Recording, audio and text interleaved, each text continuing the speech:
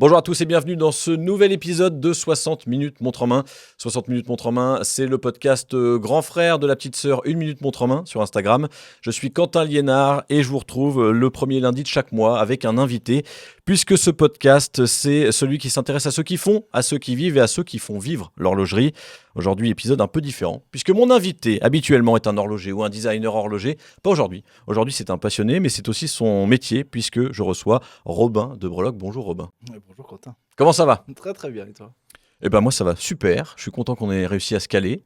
Voilà, c'est jamais facile, c'est pas toi plus qu'un autre, c'est jamais facile de se caler, tout le monde est occupé. Donc je suis très content chaque fois qu'on arrive à tourner. Ceux qui consomment du YouTube horloger t'ont déjà reconnu, sur la miniature même, ils t'avaient reconnu, puisque si tu es là, c'est notamment pour la chaîne YouTube Breloque, que tu tiens en duo avec Hugo. Tout à fait. Mais Breloque, c'est pas ton... Enfin, la chaîne YouTube, c'est pas ton activité principale, ou en tout cas c'est pas la seule, puisque tu es aussi vendeur, revendeur, je sais pas comment on doit dire. Je sais pas, ça dépend des personnes qui disent, moi je dirais vendeur de montres, ouais, c'est bien. Voilà, vendeur de montres pré-owned, vintage, néo-vintage. Bon, tu vends des montres. Oui, exactement. Voilà, tu vends des montres avec Hugo, toujours. Tout Vous à faites fait. ça, vous faites tout à deux, de toute façon.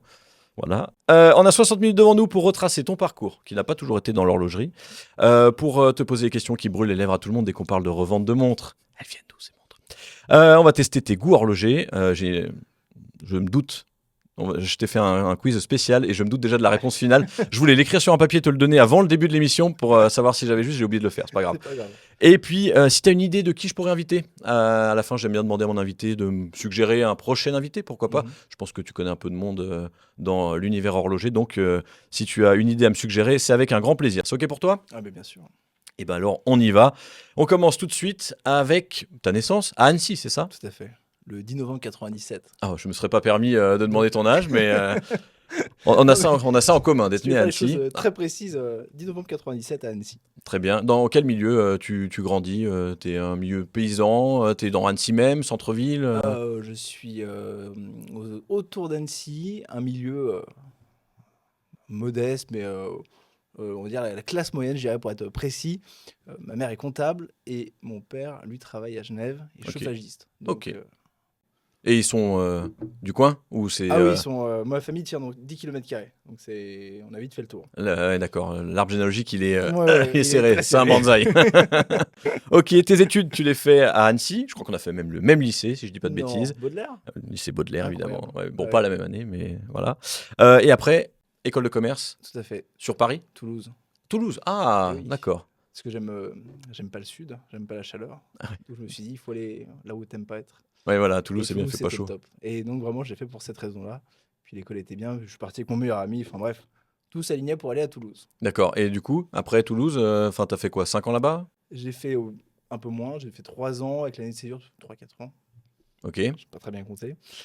Et durant ces études, je suis parti aussi comment ça s'appelle, en stage à Paris, Ok. à Barcelone, pas très longtemps parce qu'il y avait le Covid. Ah. Et puis voilà, je suis revenu à Annecy. Ok. Et dans tout ça, l'horlogerie, ça se positionne où ? Et ben toujours très près de moi parce que c'est une passion qui est fantastique et qui m'a toujours été ancrée en moi. Enfin, toujours. En fait, depuis très longtemps, peut-être qu'on en parlera plus tard. Donc, j'avais toujours cette passion pour les montres. Mais dans le milieu dans lequel j'évoluais, l'école de commerce, l'industrie horlogère à Toulouse, moyen, c'était vraiment. J'étais pas destiné à faire ça. Ok. Tu visais Airbus à Toulouse ? Je visais rien de tout ça. J'adorais porter des costumes dans le 8e pendant mes stages en finance parce que je trouvais ça intéressant et finalement, porter des costumes, ça fait pas tout. Le métier lui-même me plaisait pas et s'orientait vers des choses qui étaient très éloignées de ce que j'aime vraiment faire. J'ai toujours été pris par les passions, les montres, c'est un fait, mais il y en a d'autres. Et dans ce milieu professionnel, je ne m'épanouissais pas du tout. D'accord. Du coup, t'as dit quoi ? T'as dit je reviens à la maison ? Qu'est-ce que j'ai fait ? J'avais fait un stage, j'avais ma césure, donc 6 mois en stage en finance à Paris. Mhm. Après, j'ai fait 6 mois où j'avais lancé un projet plutôt bancal. Et je revendais des jeans de seconde main, mais ça n'a pas du tout marché. D'accord. J'ai pas vendu beaucoup. Ok. Donc, mauvais. Comment dire ? C'est pas pour moi, quoi. Mauvais pari ? Ouais, mauvais pari, je sais même pas, mais j'avais toujours cette passion pour l'entrepreneuriat. Puis en plus, c'était une époque où ça partait. Il y a plein de trucs dans l'entrepreneuriat en France. Mhm. Et donc, tout cet écosystème était très stimulant. Mais en fait, j'avais pas du tout l'âme d'un start-upper ou quelconque de ces personnes-là. Donc, pas pour moi. Ok. Mais du coup, il y a un moment où tu te retrouves à Annecy et où Mhm. tu fais un stage dans une boutique d'horlogerie. Exactement, donc ça, c'est mon stage de fin d'études. La finance, bah, c'est pas terrible, je vais pas y retourner. Ok. Je suis à côté de la Suisse, l'horlogerie, c'est ma passion. J'adore ça, bah, évidemment, on va aller postuler en Suisse. Mhm. Voilà. Donc, on t'a claqué quelques portes au nez. Donc, voilà, que des porte-monnaies finalement. Mhm. Si tant est qu'on ait des portes, parce que des fois, il n'y a même pas de réponse. Mais bien sûr. Donc, finalement, moi, ma passion, tout ce que les connaissances que j'avais à l'époque, ça va faire la différence entre un canon de Submariner MK3 ou MK4. Ça intéresse personne. C'est pas quelque chose que tu peux mettre sur ton CV. Mhm. Par conséquent, je n'ai pas intéressé grand monde. D'accord. Et ce qui n'est pas très grave, puisque je me suis retrouvé à Annecy en me disant mais qu'est-ce que je vais faire quoi. Et j'avais parlé à Romain qui a la boutique hors locale à Annecy. Mhm. Et un jour, il me dit Robin, écoute, on va déjeuner ensemble. Ce que je te propose, c'est ton profil un peu digital, tout ça. C'est bien, tu vas venir dans ma boutique et puis tu vas faire ton stage. Tu me disais que tu cherchais. Et donc, c'est comme ça que je suis arrivé à faire ce stage de fin d'études qui n'avait rien à voir avec les études auxquelles je prédestinais plus tôt, quelques Mhm. années avant. Mais c'est pas très grave parce que j'ai appris plein de choses. Ça m'a un peu ouvert l'esprit sur certaines marques, certaines choses que j'étais pas forcément très réceptif. Donc, beaucoup de positifs. T'as validé le diplôme quand même ou pas? Ah oui, bien Ah sûr. ouais. Ouais, Donc, ouais. ça a marché quand même, le J'ai stage. validé le diplôme, j'ai rendu mon mémoire et quand je l'ai envoyé, il m'a dit mais vous m'avez envoyé la présentation PowerPoint. J'ai dit non, c'est le C'est mémoire. l'intégralité du mémoire. Ok. Ça s'est très mal passé. Mais j'ai refait un livrable de qualité cette fois-ci, Ok. sans l'IA. À C'est ce que je veux dire, il n'y a pas de chat ça GPT à l'époque. n'existait pas. Donc oui, Donc, le diplôme en poche, le stage terminé du coup? mais le stage qui était très intéressant, c'est que pendant ce stage, outre le métier qui est de vendre des montres, eh bien, on avait développé avec Aloïs, qui est toujours en place chez Local, Mhm. des vidéos sur Instagram. Ah, t'étais à l'origine des vidéos parce qu'il fait toujours les vidéos sur, sur Exactement. TikTok plus, Ah, mais enfin sur les deux, mais j'aurais pas la prétention de dire que je suis à l'origine, mais on a commencé ensemble. d'accord. Donc si on fouille, on Tu vas retrouve trouver, on des fois, retrouve ta tête là-bas. il donne le prénom de la personne qui tient la Ah, caméra, là, d'accord. et des fois il dit Robin, aujourd'hui je te présente le tagueur. Ah, c'était toi. Ok, C'était moi. d'accord. Ah, c'est Donc, marrant. Hein. et je me suis dit, parce que moi j'étais convaincu du potentiel des réseaux, etc. Mhm. Et ça a pris du temps à convaincre Romain qui dit bah voilà, ça fait 27 ans que je vends des montres, c'est pas comme ça qu'on vend des montres. Et au départ, c'était dur, il y croyait pas du tout. Maintenant, il a revu son fusil d'épaule, et donc on est content, c'est un pari qui a marché. Ok, trop bien. Plus que mes ventes de jeans. Hein. Et toi, après, t'avais pas ambition d'embaucher là-bas, d'avoir un CDI là-bas ou... Non, non, non, parce que j'avais toujours cette volonté d'entreprendre, de Ok. faire quelque chose par moi-même. Pas forcément. Je dis, c'est vraiment. En plus, quand j'étais à Paris dans la finance, il y avait tous les startups, les valorisations, plusieurs centaines de millions. Enfin, tu vois, tu as des histoires totalement folles, mais c'est pas des choses qui m'intéressaient parce que moi, j'aime bien les choses concrètes. J'aime pas trop voilà, l'idée de startup. On fait un logiciel, un truc comme ça, et puis ça vaut des millions. Je sais pas faire. Ça m'intéresse pas plus que ça en plus, donc je suis pas réceptif. Ça va être mal barré. Quelque chose de concret, ça me parlait beaucoup plus. Ok, tu voulais vendre des objets plutôt que vendre des idées, quoi. Des objets, la restauration, par exemple, ça n'a rien à voir. Mais pendant l'été, j'ai toujours bossé en restauration, en étant serveur, Mhm. par exemple, et j'ai adoré. Parce que le contact, parce qu'il n'y a pas un écran en fait, on est avec quelqu'un derrière, il faut faire des blagues, plus ou moins bonnes. Ah ouais. Bon, il n'y a pas trop de public, ça va, tu peux te rater, c'est pas grave. En fait, ça dure que 2 heures, quoi. Après, Ouais. ils partent. Et donc, pas envie d'embaucher là-bas, quoi. Tu voulais entreprendre. Bah, oui, oui, mais c'est là où j'estime que j'ai eu beaucoup de chance parce qu'il y a un alignement des étoiles qui était fabuleux. En fait, c'est très dur quand tu as envie de faire quelque chose par toi-même. Tu as plein d'idées, Mhm. mais c'est bien d'avoir des idées. Mais le plus dur, c'est pas d'avoir des idées, c'est pas qu'elles soient bonnes, c'est de les faire. Mhm. Et ça, c'est super dur. Se lancer, ouais. Ah bah, je trouve que c'est le plus dur à faire. Et donc ça s'est plutôt bien coupillé. Parce que pendant ce stage, j'avais commencé, je crois, ou même avant de rentrer en stage, j'avais fait une vidéo sur YouTube qui était cette Tudor, le titre, cette Tudor est plus rare que la Rolex Daytona. Ok, déjà du putaclic. Très très coquin. Et déjà du putaclic, mais c'est un sujet qui est, moi, je trouve ça extrêmement passionnant de les réseaux sociaux, comment ça fonctionne, comment on fait des vues, des Mhm. choses comme ça. Ce qui marche pas. Bah oui, en fait, si tu veux jouer le jeu, bah, faut marcher sur un fil, à être putaclic. Bah, j'aime pas le terme, mais en fait, c'est juste avoir un titre qui soit assez trigger pour susciter l'intérêt de quelqu'un Mhm. et d'ailleurs que le contenu soit en adéquation. Ouais. C'est super dur. Je suis d'accord. C'est super dur de pas décevoir et c'est quelque chose que Ouais, c'est dur. Ouais, puis surtout que maintenant, on le sent. Enfin, quand tu dis Oui. là, ça va être OK, 20 secondes à la fin qui sont dans qui correspondent au titre, tout le reste, c'est à côté. On Exactement, le voit venir maintenant un tout peu. à fait. Donc, tu lances une première vidéo YouTube, gros succès, du coup, c'est ça? Alors, moi, je lance ça, je me dis, ouais, bah, c'est fait avec beaucoup de passion, un peu timide. Je mets ça sur le groupe Tudor, je me fais assassiner. OK. Et je me dis, mais c'est pas possible. Je suis pas en train d'insulter quelqu'un ou de machin. Non, je dis juste qu'elle est un peu plus rare. Et je n'en démords pas, cette Tudor est vraiment plus rare que la Daytona parce que c'est la Tudor à rods. OK. Et j'ai une théorie sur le sujet, c'est que le fond de boîte est gravé, il est numéroté. Et sauf que la numérotation, elle est pas possible. C'est-à-dire qu'à l'époque, j'avais fait le calcul. Si tu prenais le numéro de la montre, par exemple 5000, depuis le temps que la montre est sortie, j'étais tombé sur un truc où ils devaient en vendre 7 par jour. Ouais. C'est pas possible. Ce qui est pas très crédible. Ouais.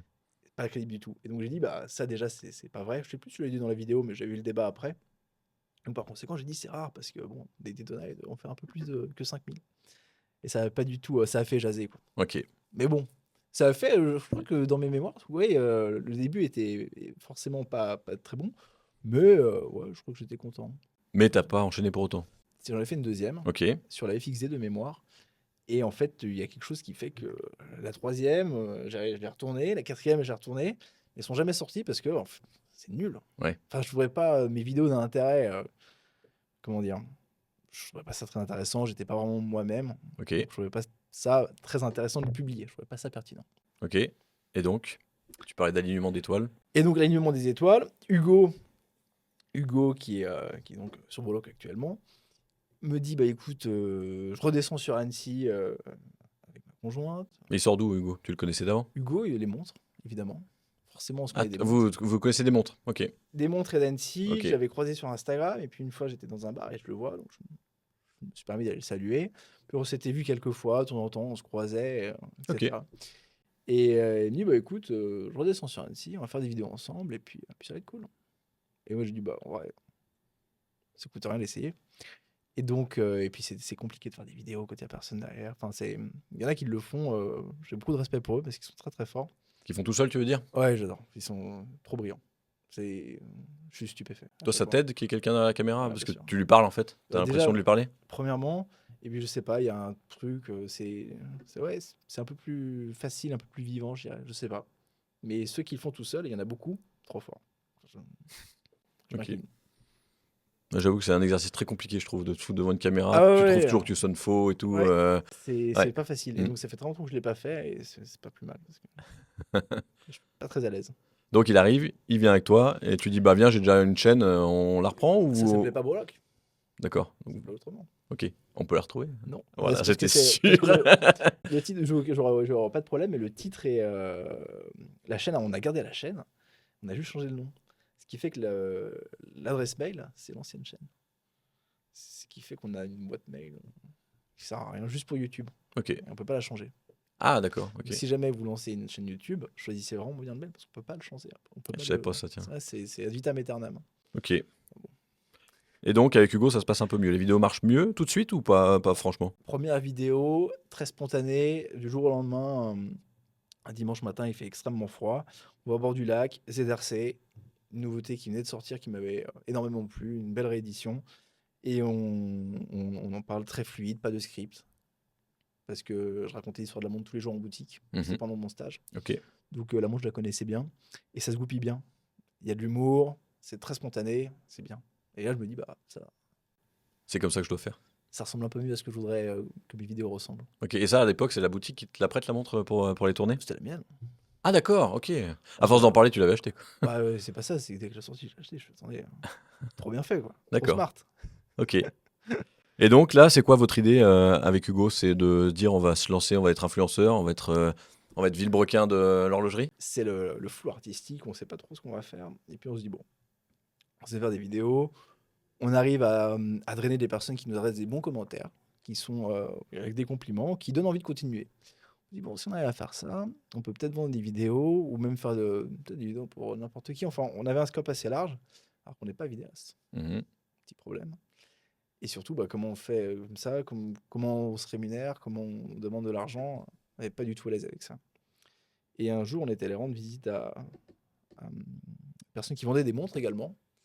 Et en revenant, on s'est dit, bah, C'est ça qu'il faut qu'on fasse. S'ils le font, on peut le faire. Et ça nous plairait beaucoup plus parce que avant, on achetait des montres pour nous, Mhm. sauf que t'as pas un budget limité. T'as envie d'avoir une montre. En plus, c'est une passion qui peut vite devenir un peu dérangeante. T'as toujours envie d'avoir tester quelque chose d'autre. On est tous différents là-dessus, mais Hugo et moi, on se ressemble là-dessus, c'est-à-dire que faut que ça tourne parce qu'on a besoin de découvrir des choses.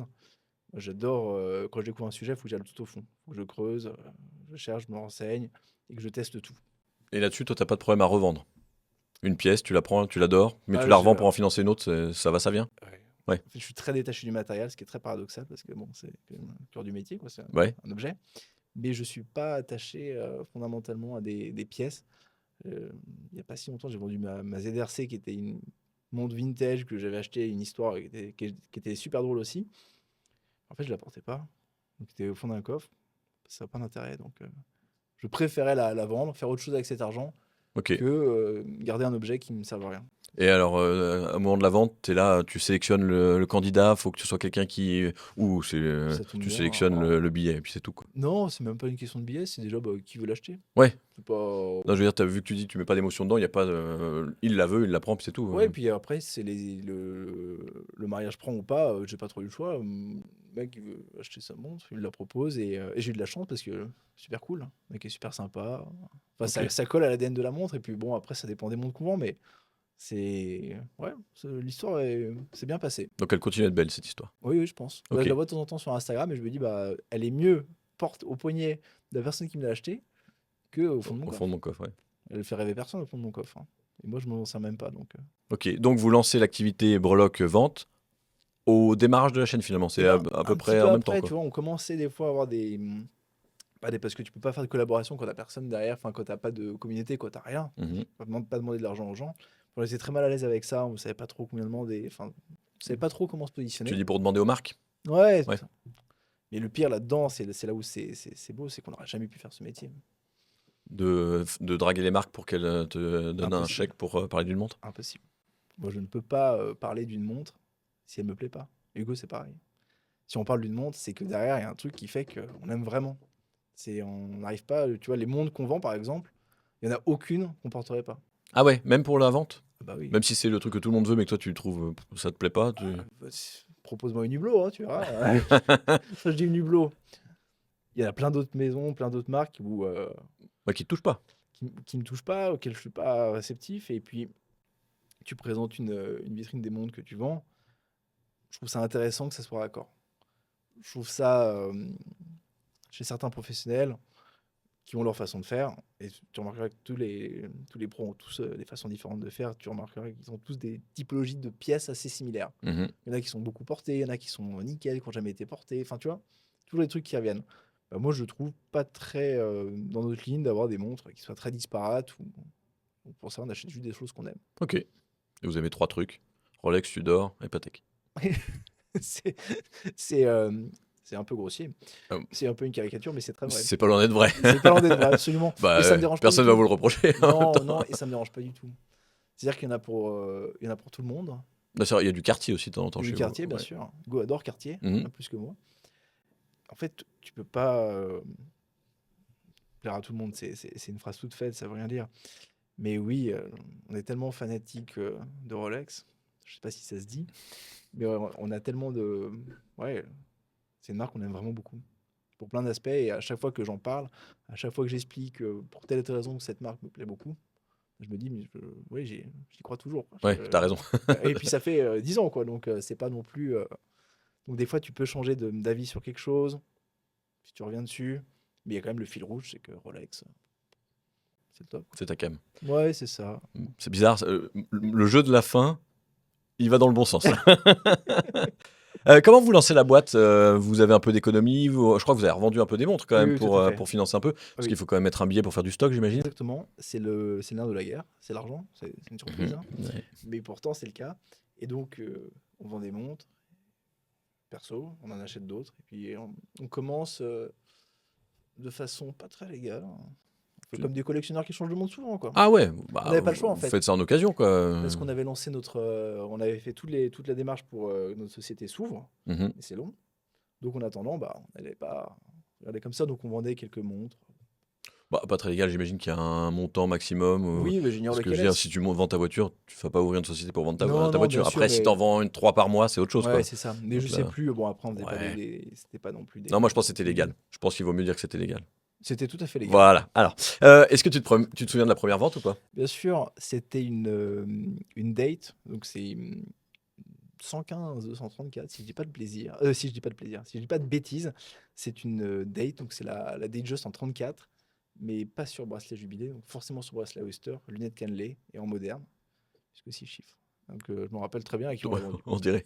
Tu t'en souviens bien, ouais. Ah oui, parce que c'est une montre qui m'a marqué et je crois souvent la propriétaire qui l'a. D'accord. Donc non seulement je connais bien la montre, je connais bien la personne qui la porte. D'accord. Et, oui.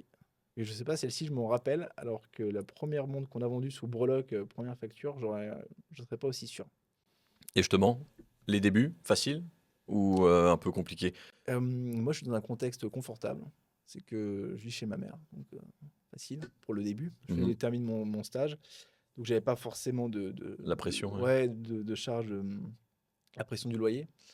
Pour moi, ça allait plutôt. Et donc, c'était pas un problème. Et puis après, c'est comme si tu gérais ta propre collection, sauf que faut gagner de l'argent.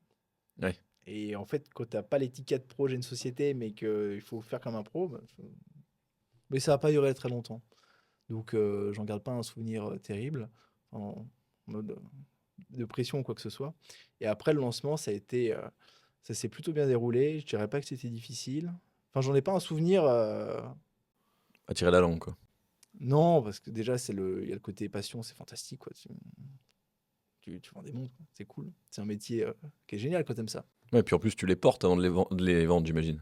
Toujours. Ouais, voilà. Enfin, Ce ça qui est dépend pas mal, lesquelles, ça. parce que quand elles sont toutes neuves, tu peux Oui. pas, ou il faut faire attention. Si on est quand même très regardant là-dessus, mais sur une montre vintage, tu la portes 2 semaines avant de la vendre, Ouais. ça se voit Il pas. n'y a pas de différence. Ouais. Non, ça se voit pas. Et alors, à ce moment-là, c'est quoi l'idée par rapport à YouTube? C'est on continue parce que ça nous fait plaisir ou on essaie de faire gonfler la communauté pour que ça nous attire un peu des clients? Ouais, c'est ça? Il y a deux choses. Sans YouTube, on a, comment dire, on a une vitrine avec YouTube. Alors, on a une vitrine qui est parfaite pour montrer qui on est, ce Mhm, qu'on aime. Et je trouve que quand on s'apprête à dépenser une certaine somme, on est content de savoir qui est derrière. bien sûr. Quand on nous demande des fois, mais si je vous donne de l'argent, je vais avoir ma montre. Je me dis, en fait, si on était des arnaqueurs, on serait très peu malin de mettre nos visages, nos véritables identités, voitures avec les plaques, en vidéo sur Internet. Oui, puis avec les commentaires ouverts. Ce Parce serait, que. ce serait pas très rusé, tu vois. Ouais. Donc, je peux comprendre qu'il y ait des réticences, mais ça fait partie du métier de justement bâtir un socle de confiance. Je me dis, bon, je peux vendre ma montre, je peux en acheter une ici, ça sera OK. Il y a un autre podcast dans Démontrez-vous, il dit toujours on achète On achète, le vendeur. oui, c'est la phrase, oui, peut-être la plus connue et la plus célèbre, mais qui est assez vraie dans le fond. C'est totalement vrai. Ok, et donc on a vu le parcours pour arriver jusqu'à Breloque. Oui. Et maintenant on rentre dans le vif du sujet, les questions qui fâchent. Allons-y. Tu le sais, je t'ai prévenu. On va s'intéresser à tous les petits secrets des vendeurs de montres. Et le premier secret, c'est où est-ce que vous les trouvez les montres? Comment vous sourcez ça? Ah bah c'est très surprenant parce que il n'y a pas de secret en fait. C'est-à-dire qu'on n'est pas plus malin que les autres. On n'a pas une baguette magique qui fait que dès qu'on a un siret, on peut trouver des montres beaucoup moins chères.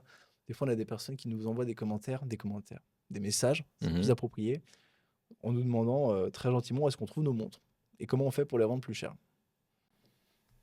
Alors? Et ben en fait, sur Internet, il y a des gens qui vendent des montres. Tu peux les contacter et tu leur proposes un prix, tu négocies avec eux. Et puis après, tu les revends derrière en augmentant le prix parce que le prix du marché, il y a un delta entre le prix que tu rachètes et le prix que tu revends.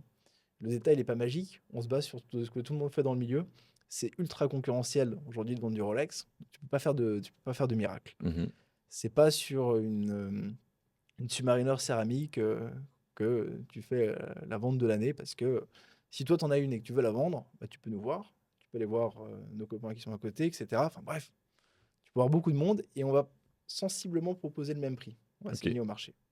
Donc là-dessus, on ne fait pas de miracle. Et puis après, à la revente, si tu veux vendre vite, tu mets un prix qui soit cohérent avec le marché, ce qu'on s'efforce de faire. C'est pas facile. Et après, bah, si tu veux gagner un peu plus d'argent, bah, tu vends plus cher. Au risque de ne pas vendre vite. Ouais, de l'avoir sur les bras un petit moment. Quoi. C'est le problème. Mais les gens qui te vendent à toi, ils préfèrent te vendre à toi plutôt que de vendre sur le bon coin à un gars qui va venir, ils savent pas sur qui ils vont tomber, c'est ça? Bah, ça, c'est l'aspect. Il y a la sécurité, le fait que Moi, si je t'achète une montre, je vais pas demander à ma femme si elle est d'accord, je vais pas demander, enfin, tu vois? J'ai pas changé d'avis 3 fois, Non, ouais. on peut changer d'avis, mais nous, quand on sait ce qu'on achète, c'est pas un achat perso, c'est, tu vois, on va pas changer le goût en disant: «Non, mais finalement, je préfère une GMT». Bah non, on achète une tube parce que c'est notre métier, quoi. Mmh. OK. Donc, ça enlève beaucoup de friction dans le processus de vente. C'est simple, c'est carré. On va pas donner rendez-vous dans le parking de la mairie à 5 heures du matin. Tout va Mmh. bien. Donc c'est aussi ça que les gens achètent, quoi. Enfin, ils sont d'accord de baisser un peu le prix pour un peu de tranquillité, quoi. Pour beaucoup de Et puis de la tranquillité, la rapidité aussi. beaucoup de rapidité. Hugo est vraiment en première ligne pour ce qui est des transactions. Donc il répond très rapidement, il est très réactif. Il m'impressionne tous les jours parce qu'il est vraiment très réactif. Donc ça peut aller très vite et très carré. Et au niveau proportion, entre les gens qui vous contactent pour dire: «J'ai une pièce dont j'aimerais me séparer» et vous qui vous démarchez des vendeurs, tu sais à peu près ou? C'est une bonne question. C'est une bonne question, sachant que on peut nous envoyer un mail pour savoir si on cherche une montre ou si on veut la vendre. Et on a autant de recherches que de ventes aujourd'hui. OK, C'est très amusant. Mais vraiment au numéro près, alors que ça n'a rien à voir. OK.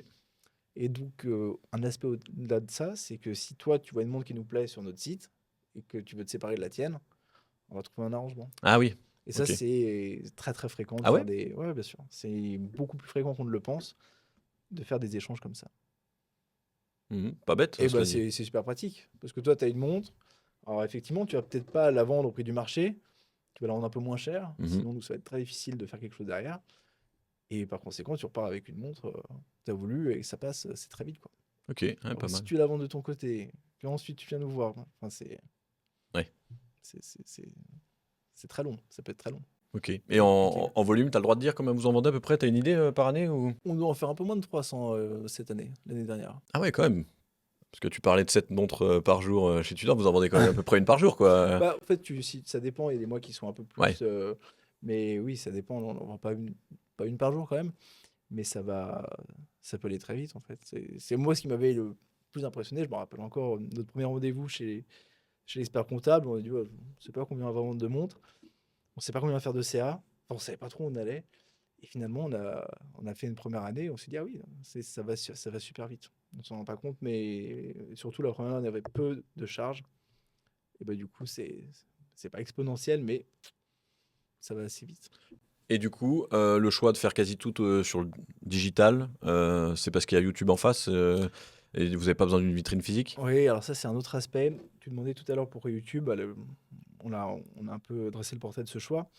Mais aussi parce que, oui, notre vitrine, elle est sur Internet.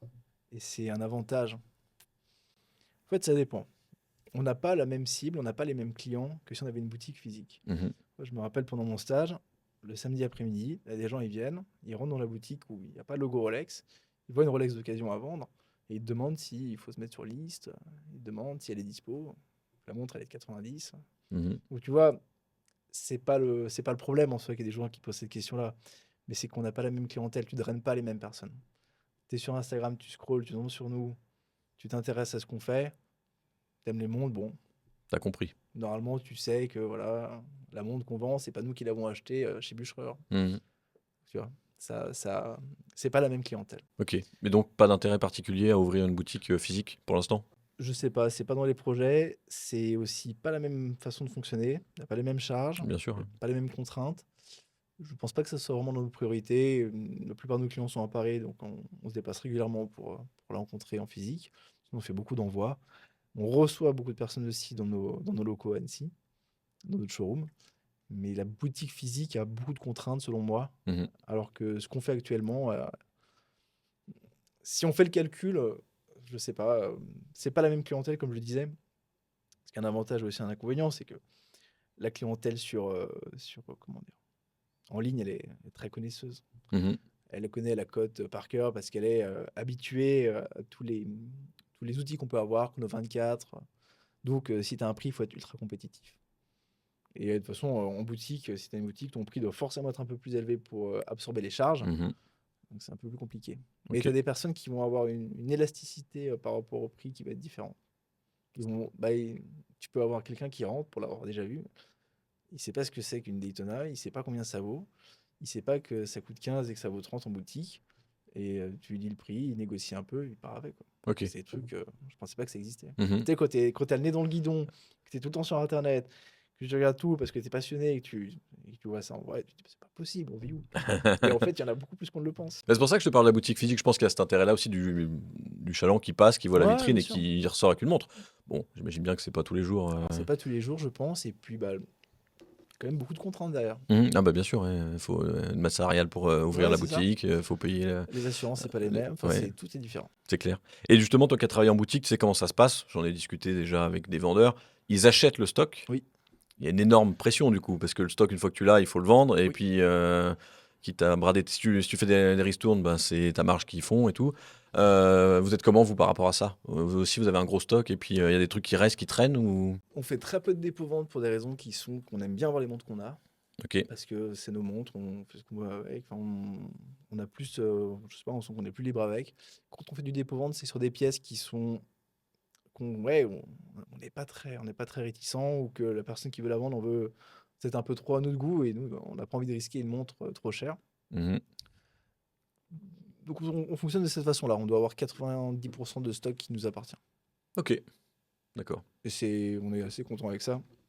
Et puis c'est surtout sur des pièces qui sont relativement liquides. Des Rolex, c'est quand même Oui, des c'est montres. l'avantage. Ouais. Vous prenez pas trop de risques, tu estimes, toi, dans l'achat des montres?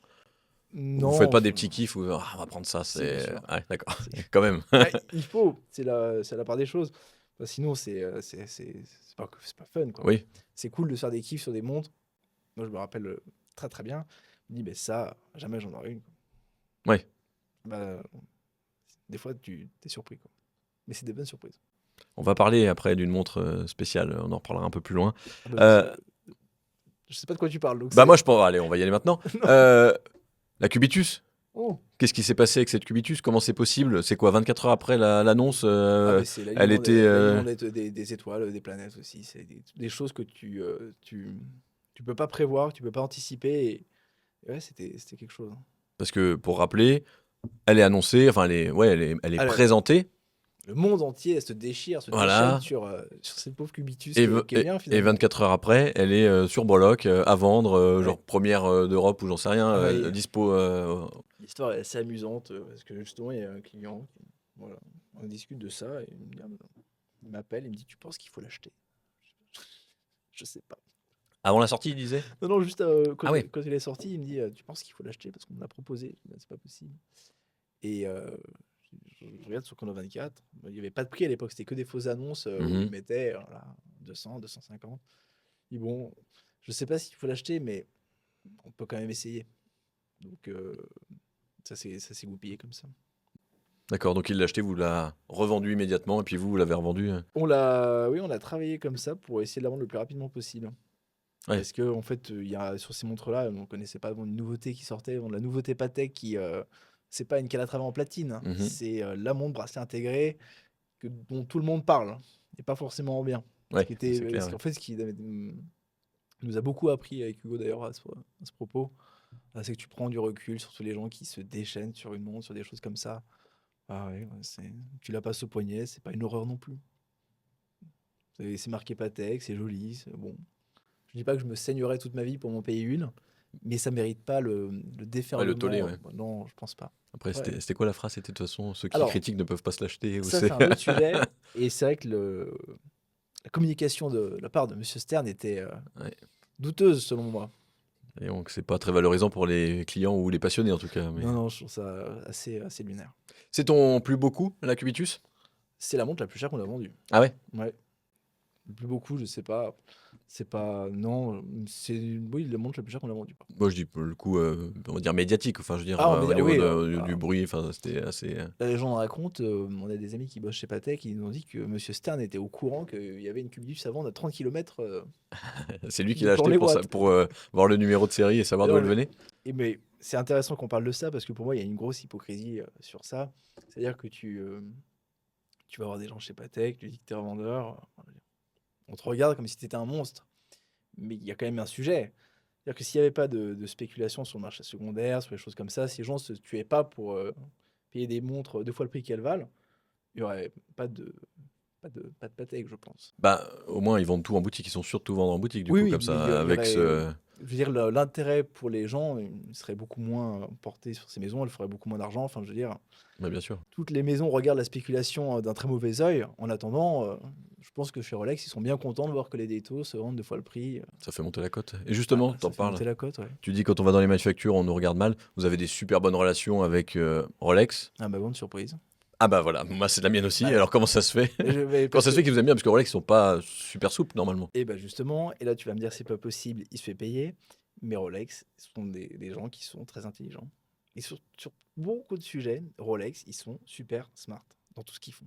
Et jusque-là, c'est-à-dire que nous, on adore Rolex, on est toujours prêt à défendre Rolex, à parler de Rolex, parce que les histoires sont passionnantes, elles sont hyper intéressantes.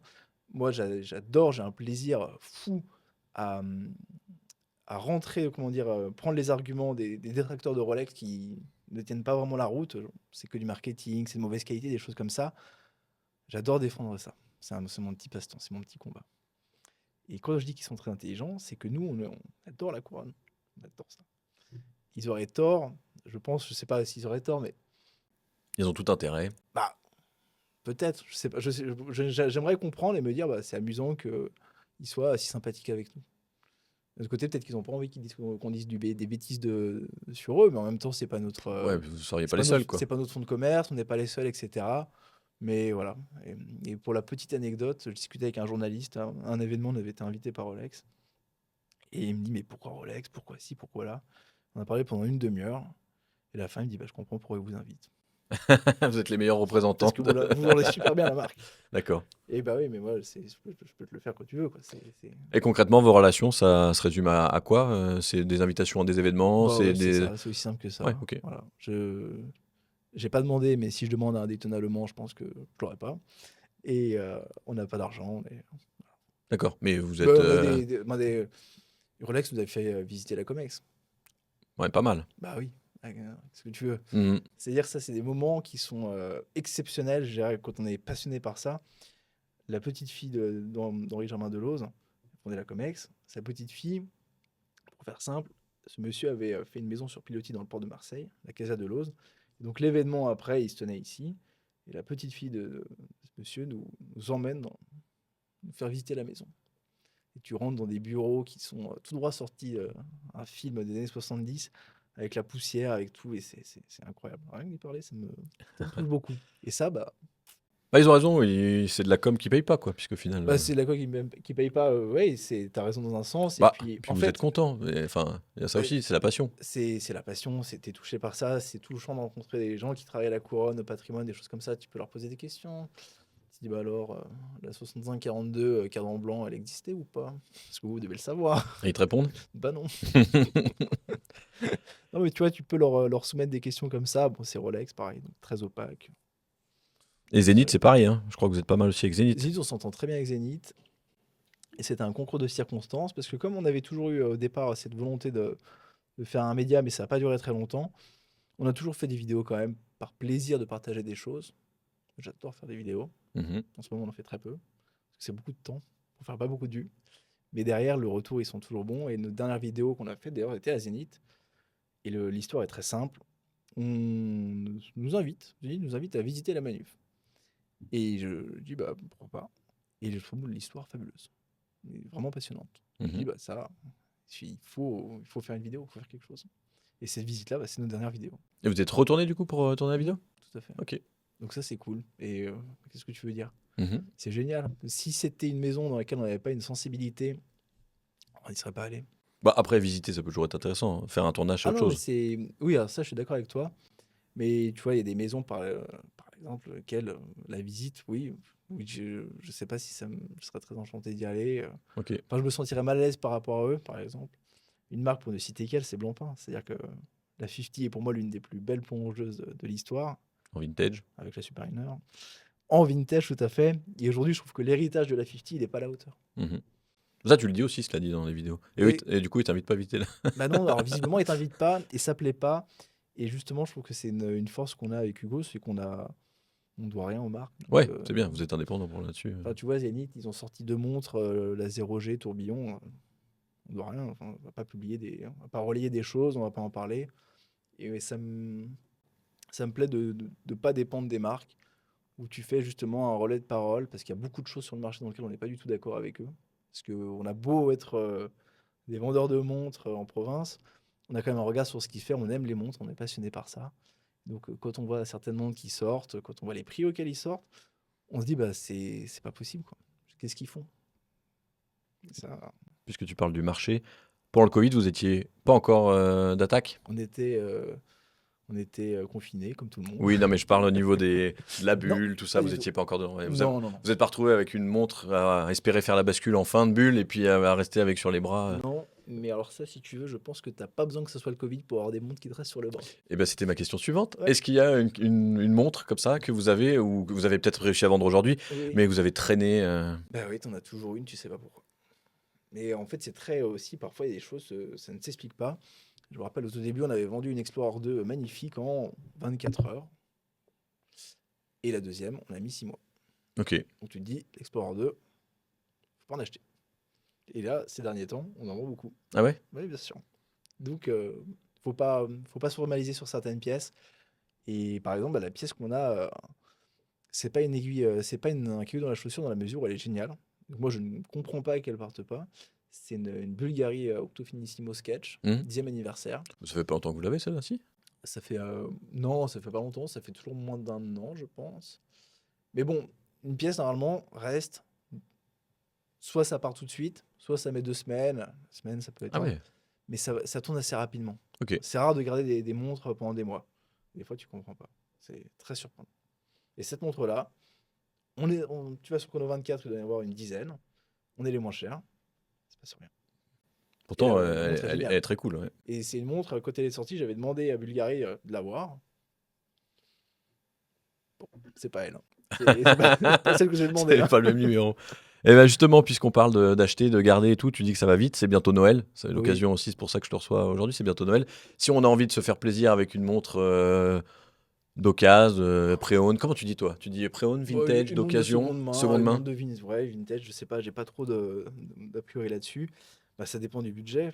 Oui, non, mais c'est plutôt les conseils pour bien acheter chez Broloc par exemple ou ailleurs quoi. Enfin, qu'est-ce que tu conseilles? Des conseils pour bien acheter, bah, je sais pas, bien acheter. Mais en fait, c'est tout le problème de ce monde, c'est-à-dire que il y a des gens sur Internet qui vont faire des discours très simples. Rolex, c'est du marketing, et derrière, il y a 1000 commentaires qui vont dire c'est vrai, c'est n'importe quoi.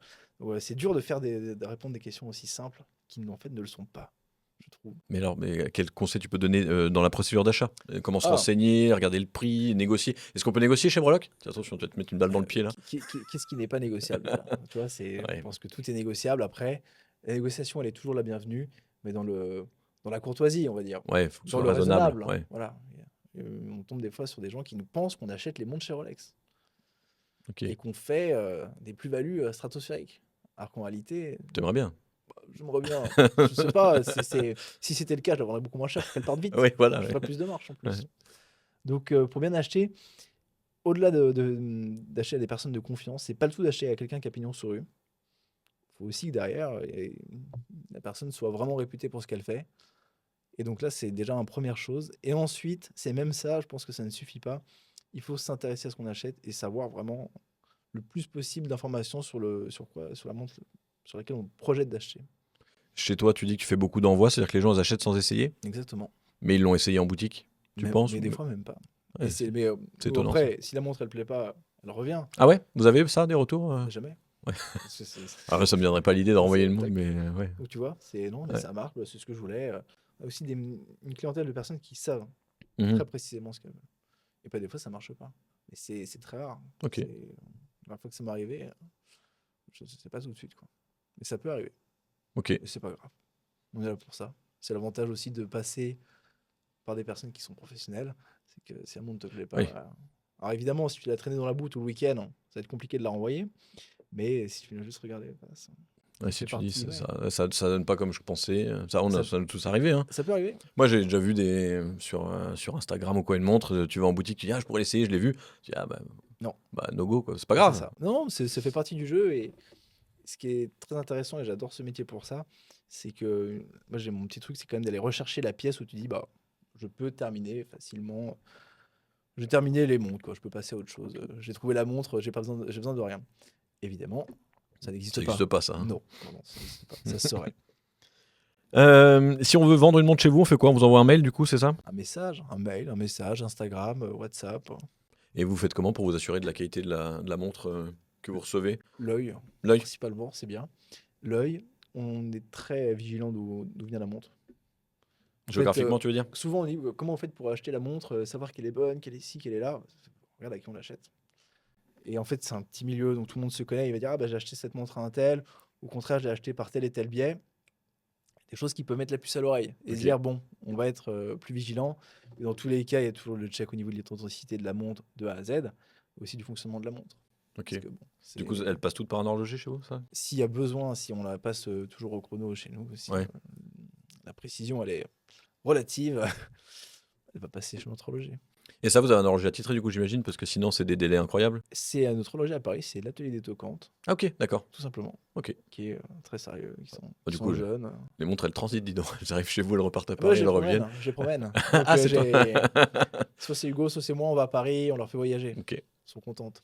d'accord. Et ça vous arrive des fois de recevoir une montre et puis de la renvoyer au vendeur, non? Non, Jamais. ça ne nous est jamais arrivé parce que généralement tout est clair, tout est limpide. C'est pas des montres sur lesquelles il y a des surprises.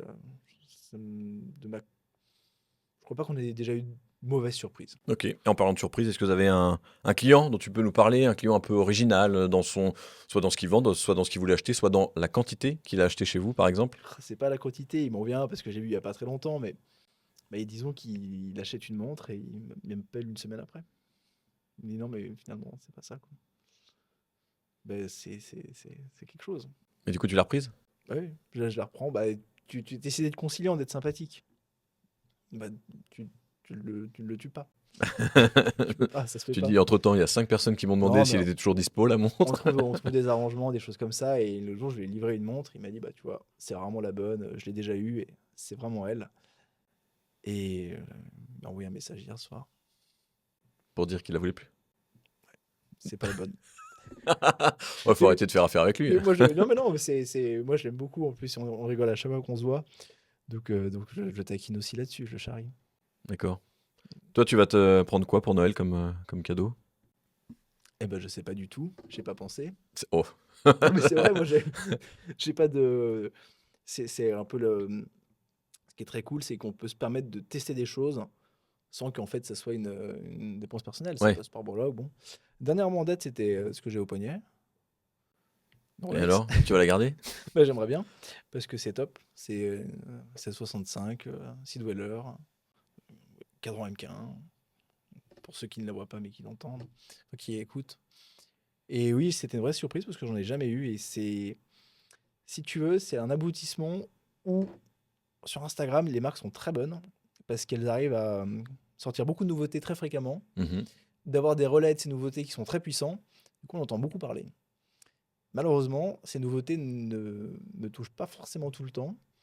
Et j'étais un peu saturé d'avoir tout le temps des nouveautés, des nouveautés, des nouveautés, des nouveautés. Et finalement, je suis retrouvé sur quelque chose qui est fait mes premiers amours avec les montres. C'était les montres un peu vintage. Donc c'est le cas avec celle-ci. Je m'y retrouve un peu et ça fait du bien finalement. C'est pas la nouveauté qui me plaît, c'est au contraire la chose que j'ai toujours aimé. Tu plonges, toi, pour de vrai ou pas? En amateur, c'est-à-dire que j'ai passé mon niveau 1 il y a 3 ans. J'ai fait une plongée une fois et sinon je vais très souvent voir les montres sous l'eau. Ok. C'est très bizarre hein, comme passe-temps. Tu les mets au poignet, Ouais. et tu descends juste d'un mètre, quoi. Avec des palmes pour aller un peu profond. Et parce que bon, Annecy, il n'y a pas grand-chose à voir dans le lac à part Non. des algues et quelques brochets, ça fait peur quand on tombe dessus. Et oui, je plonge dedans, ça m'est arrivé il n'y a pas si longtemps, il faisait un peu froid, mais je voulais voir ce que c'était une deep sea sous l'eau. Ok. Parce que le verre, quand tu vas sous l'eau, se décuple, ça, c'est fabuleux. Tu vois les aiguilles en gros quand tu bouges le poignet. Enfin, moi c'est un de mes passe-temps favoris que je préfère faire avec les montres. Et celle-ci va y passer, bien évidemment. Et justement, je t'ai déjà vu plonger des vintage dans, Oui, dans le lac. Pas de problème? non? Mais Ok. pourquoi il y aurait de problème? Alors voilà, ça c'est pareil, c'est une image d'Épinal. Alors c'est soit moi qui suis trop confiant en ces montres-là, c'est possible, soit que on a trop peur avec. Tu passes un test d'étanchéité, il est bon, À partir de là. qu'est-ce qui peut arriver? On va pas aller chercher le Titanic. On va juste à 2 mètres, Oui, puis t'oublies pas de visser la couronne et puis on est c'est bon. ça, tout à fait. A contrario, on a rentré une toute petite vedette des années 50, qui est géniale, parce que bon déjà c'est amusant, Elle a passé les affres du temps, elle n'a jamais été portée. Donc tu as le sticker sur le fond de boîte, l'étiquette. Ok. Donc super belle. Patine de coffre, quoi. Patine de coffre. Et surtout, quand tu appuies sur la couronne, ça change la date. Ok. C'est génial. Hein. Mhm. Ça, t'as pas envie d'aller plonger avec. Non. Parce que pour l'instant, elle change la date. Ce Exactement. serait dommage que ça Donc, je s'arrête. te dis, c'est amusant pour le monde de plongée d'avoir ce Oui, système-là. c'est un peu bizarre. Donc, non, ça, je testerai pas. Ok. Est-ce que tu veux rajouter quelque chose sur... Ah si, j'ai une dernière question. Puisque Oui. tu nous dis que ta collection, c'est la collection Breloque, parce que tu Ouais. peux les porter. T'as quand même 2-3 montres perso ou pas du tout? J'en ai presque plus. C'est vrai? Ah oui, parce que c'est triste à dire, je sais pas. En fait, on croise des montres très fréquemment. Alors, j'ai une consommation de montres qui est assez simple. C'est que je vais prendre une montre, je vais la porter, je vais pas trop la poser, je vais passer à une autre. Après, il y a certaines montres qui vont rester plus régulières que d'autres, que je vais porter plus souvent. Donc ça, je suis comme ça. Mais je change pas tous les jours loin de là. Ok. Et donc voilà, non, la seule montre qui me doit me rester, c'est une 54 de chez Tudor, Ok. Très bien. tout simplement. Et ben ça marche. Ouais. On passe au jeu? Et il y a un jeu. Bah oui, il y a un jeu. Ah bah superbe. Bon, on l'a compris, tu aimes bien Rolex. Voilà, Oui. on peut le dire comme ça. Du coup, je vais faire un jeu spécial pour toi. Superbe. On va... Ah, c'est ça, j'aurais vraiment... C'est dommage que j'ai pas un bout de papier, mais bon, de toute façon, je te le dirai, tu me feras confiance. Je sais la réponse finale du jeu. Voilà. Donc, je te donne à chaque fois 2 Rolex différentes. Tu me dis laquelle tu préfères, et puis on fait un format Coupe du Monde, hein, Superbe. demi-finale, Ah bah, finale, très bien. et à la fin, eh ben, faut Ah bah, trouver la championne du monde de la Rolex. Ça va être assez simple, je pense. Explorer 2 ou Datejust? Explorer 2. Ok. Attends, je prends un peu le temps pour écrire parce que... Hop. Daytona ou Milgauss? Bah, Daytona. Daytona. Landweller ou OP? C'est compliqué. Bah, je dirais Landweller. Ok. Parce qu'elle a créé la surprise, l'Oyster, l'OP, elle est cool. Ah, l'OP en jaune. Je pense qu'en 36, Ok. j'aurais fait graver Ferrari parce que. Voilà. Mais non, Landweller quand même. Et là, on est à quelque chose que les autres n'ont pas. Ah bah, puis pour le coup, toi, t'es pas spécialement intéressé sur la technique. Ça dépend dans quoi, ça dépend sur quoi. Je dirais que ça demande une initiation sans laquelle tu peux pas apprécier les choses. Ok. C'est, à mon humble avis, très difficile de s'intéresser aux indépendants, d'en parler, si on n'a pas un minimum de connaissances techniques. On peut apprécier l'objet parce qu'il est beau, Mhm. parce qu'il est bien fait, ça c'est clair. Mais je pense que pour comprendre, pour vraiment exploiter ce que l'horloger a voulu mettre derrière, il faut avoir des connaissances qui sont pas les choses sur lesquelles j'en ai le plus. Ouais, puis qui t'intéresse peut-être moins, tout simplement. Ouais, non, mais il en faut pour tout le monde. Et moi, c'est vrai que je préfère m'intéresser à la Rolex du commandant Cousteau que à la façon dont l'anglage a été fait. Mais tu vois, c'est. Ouais, ou quel échappement de la Landweller. Ouais, tout à fait. Ok. Je reconnais que ce qu'ils ont fait, bah, c'est bien. Mais je pourrais pas t'en parler pendant des heures. Ok. 1908 ou Sidweller? Bah, Sidweller, Ok. Yachtmaster ou Explorer? Explorer. Ok. Midas ou GMT?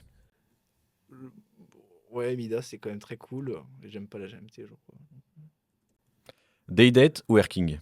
Day-Date. Submariner ou Skydweller? Submariner. Ok, étonnant, c'est marrant. C'est la première fois que je suis surpris. Allez, donc on fait le deuxième tour. Explorer 2 ou Dato? Dato. Landweller ou Sidweller? Sidweller. Explorer ou Midas? Bah, Explorer. Daydate ou Submariner? Submariner. J'ai l'impression qu'on va retrouver dans un goulot. Oui, à un moment ça va coincer. Dato ou Sidweller? Sidweller. Ah, Sidweller. En fait, c'est compliqué. C'est que un chronomètre que j'aime beaucoup, c'est Zenith à 3817. Très mauvais état. Celui qu'on possède avec Hugo. Mais la Sidweller et la Dato, justement, des fois je l'adore. Des fois je me dis c'est pas possible. Ça dépend laquelle, quoi. Mhm. Je sais pas. Il faut trancher. Sidweller, parce que c'est ce que je porte aujourd'hui. Explorer ou Submariner? Et donc, la grande finale, Sidweller ou Submariner? Et pourquoi pas les deux? Parce que c'est un peu la même quand même. C'est vrai. Hein? Mais n'empêche que tu vas choisir. Et bah, Submariner, on peut même la citer. Ça sera, je pense, une 65-36 ou 38 ou 55-08. Enfin bref, sans épaules de couronne, même 62-05. Enfin, bref.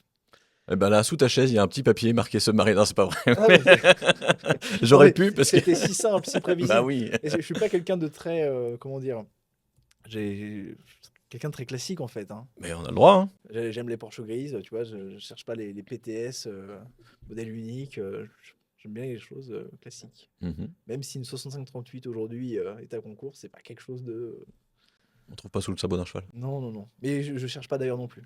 Ah ouais. Bah, c'est beaucoup d'argent en fait.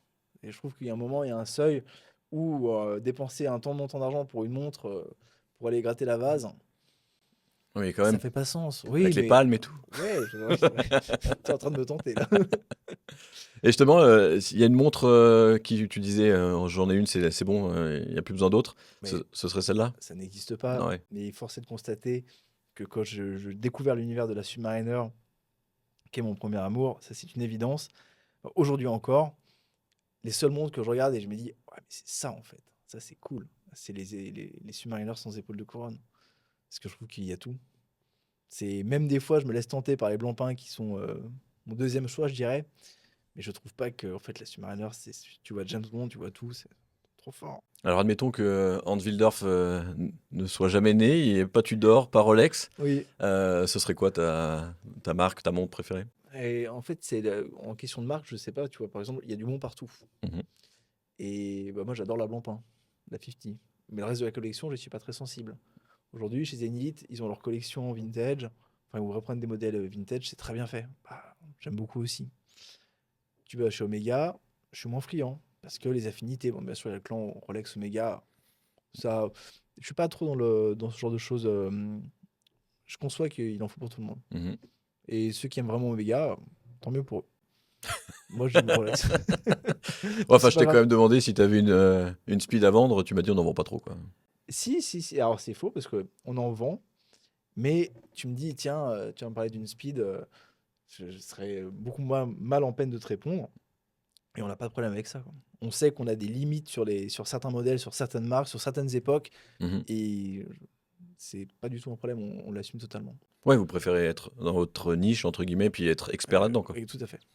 Ça s'entend. Et c'est plus rassurant pour le client, je Bah pense. clairement, bah oui. Bah, c'est un peu comme ça que ça marche aussi. Oui, mais c'est comme tu disais, tu as des personnes qui vont travailler de façon plus généraliste. Bah, je sais pas, je me sens moins à l'aise avec ça. J'ai vraiment besoin de connaître la montre que je vais présenter, que je vais proposer.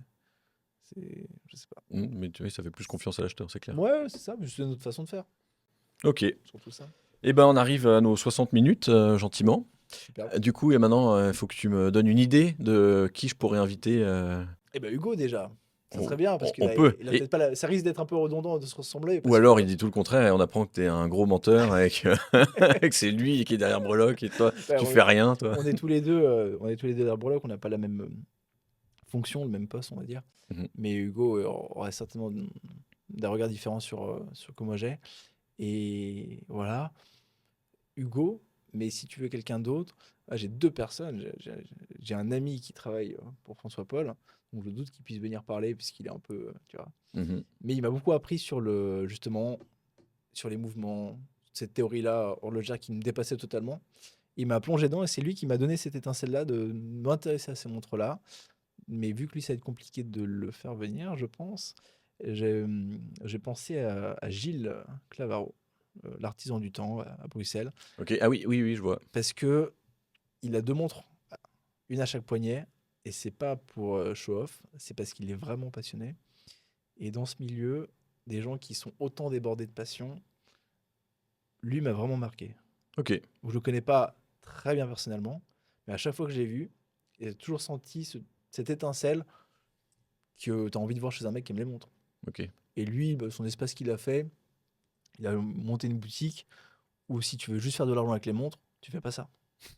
Tu- C'est trop démesuré. Ok. Mais c'est super bien fait et tu vois où la passion peut mener et ça, c'est très beau. Dernière question. Est-ce qu'on peut espérer un jour une collab Breloque avec une. Bon, Rolex, ce serait chouette, hein. Comme la Domino's Pizza, mais avec Breloque. Non, mais une collab, est-ce que parce que vous êtes pas mal copains avec Baltic, je crois. Ouais, on aime bien ce qu'ils font. Bah, pareil, c'est des gens, mais comment vous pouvez aimer Baltique, etc. C'est des débats sans fin, mais je trouve pas qu'il en faut pour tout le monde. Moi, je me retrouve beaucoup plus dans Baltique que dans certaines autres micro-marques où, oui, c'est plus original, mais c'est pas mes goûts. Mhm. Donc, je dis pas que c'est mieux, je dis pas que c'est moins bien, je dis juste que c'est pas pour moi. Mais ça, c'est un distinguo qui est très difficile à faire. Bah oui. Et donc, une collab? Alors, la collab, bah, moi, j'ai tout pensé à la collab. Vas-y. J'en vois plusieurs. ACDRC, Ouais, bah oui. trop fort. Géographiquement, ça se tient en plus. Bah, géographiquement, ça se tient. La passion, elle est dingue. Et j'en avais parlé à Georges d'ailleurs, c'était de refaire une réédition de ma série 2 que j'avais avec un cadran tropical. Je dis, on refait ça, on fait 10 exemplaires, je sais pas, pour la beauté du geste.